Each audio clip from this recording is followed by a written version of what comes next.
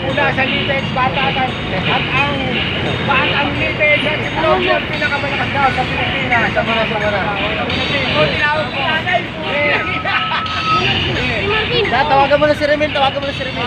Tinawag ko na natin. Bahay galing sa akin na itugid dahil nag-apoy. Kaso wala nang panghinga kasi ang baho ng amoy. Yung natural na kalaban ko hindi dapat sikat. Kung ganito talaga patay gutom puta itong bilat. Ganyan ba talaga pre? Pag wala akong pake. Yung estilo mo na yan yung pinagmamalaki. Ang lakas pa ng loob na takin mo kapag sabi. Ganyan ba talaga pre kapag napado sa kape?